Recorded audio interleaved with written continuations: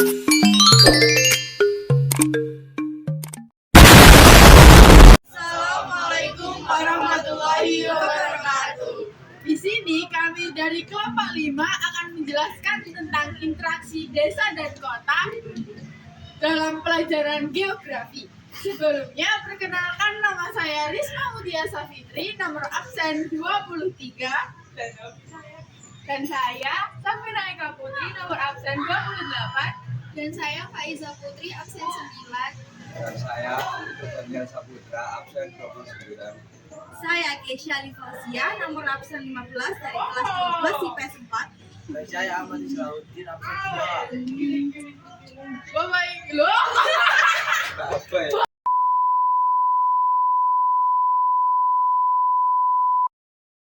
A few moments later.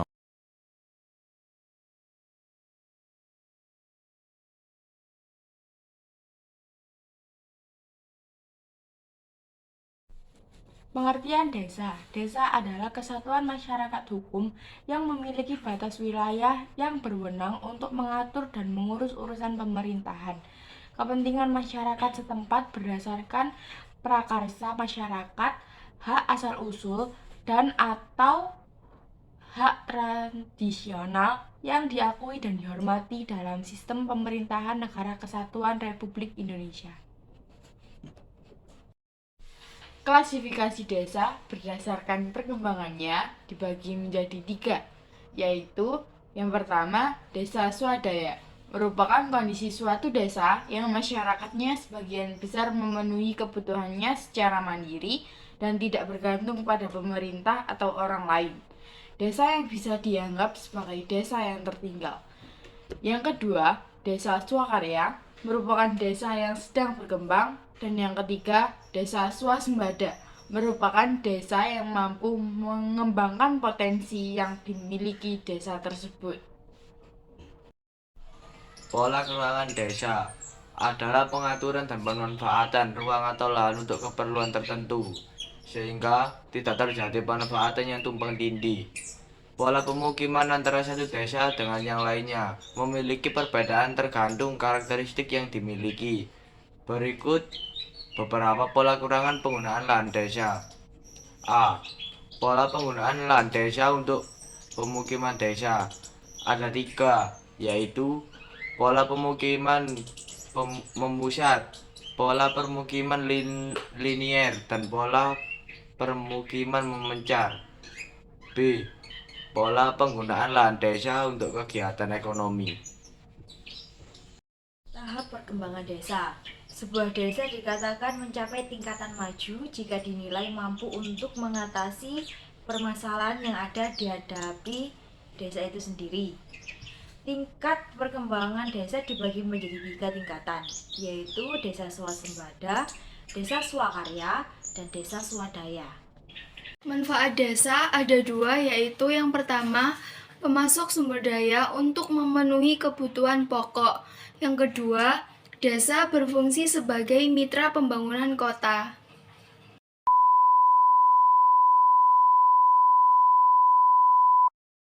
A few minutes later.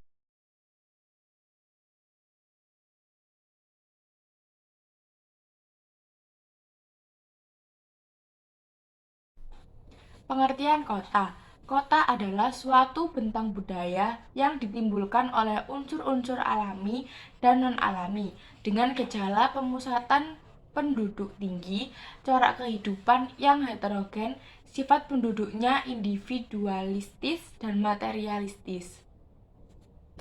Klasifikasi kota. A. Megapolitan, yaitu kota yang jumlah penduduknya di atas 5 juta orang.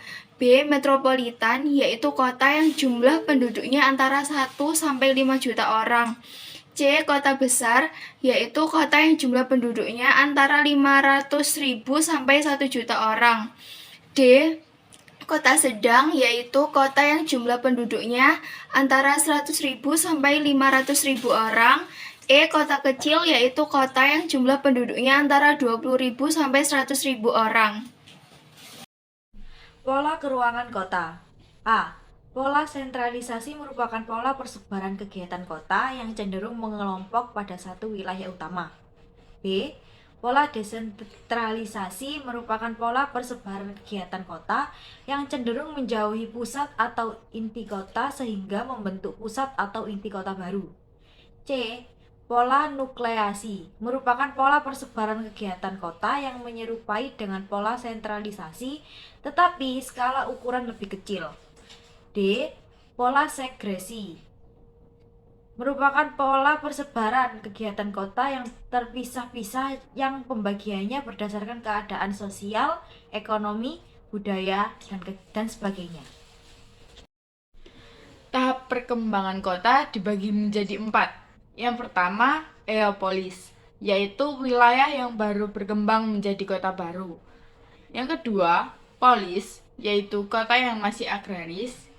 Ketiga, metropolis, yaitu kota yang perekonomiannya bergeser ke industri. Dan yang keempat, megapolis, yaitu wilayah yang terdiri dari beberapa metropolis yang berdekatan sehingga menjadi satu wilayah perkotaan yang besar. Kota berproses sebagai pusat pemukiman dan aktivitas manusia sehingga keberadaannya menjadi sangat penting bagi wilayah di Indonesia dan sekitarnya. Kegiatan perdagangan, pemerintahan, industri, dan kebudayaan. Pemilihan kota sebagai tempat untuk pemukiman dan mempengaruhi dan oleh adanya pekerjaan di bidang jasa, transportasi, dan juga manufaktur.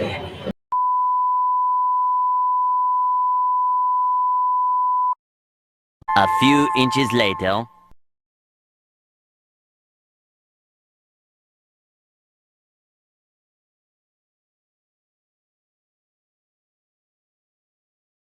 Perpindahan barang dan jasa. Perpindahan barang dan jasa dari suatu daerah ke daerah yang dituju disebut distribusi. Distribusi adalah kegiatan ekonomi yang tujuannya menyalurkan barang hasil produksi dari produsen ke konsumen. Begitupun dengan konsep interaksi desa dan kota ini. Distribusi berlaku untuk memindahkan barang dari desa ke kota ataupun sebaliknya. Perpindahan penduduk. Perpindahan penduduk dengan tujuan untuk menetap dari satu tempat ke tempat lain melampaui batas politik atau batas negara lain. Migrasi yang paling sering kita ketahui dibagi menjadi 2 bagian, migrasi internasional dan perpindahan penduduk dari suatu negara ke negara lainnya. Perpindahan informasi. Interaksi melalui perpindahan ide atau gagasan dan informasi disebut komunikasi. Komunikasi merupakan salah satu ide bentuk-bentuk interaksi antar ruang. Komunikasi dapat berupa langsung dan tidak langsung. Contohnya adalah membaca berita, melihat tayangan televisi, internet, dan lain-lain.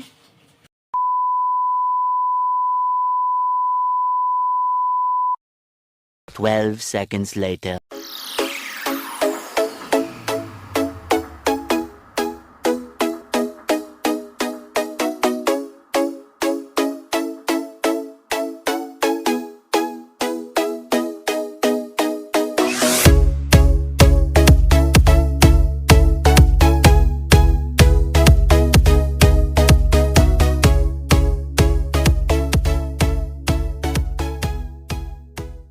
Dari kelompok kami tentang penjelasan interaksi desa dan kota, kurang lebihnya mohon maaf, semoga bermanfaat. Wassalamualaikum warahmatullahi wabarakatuh.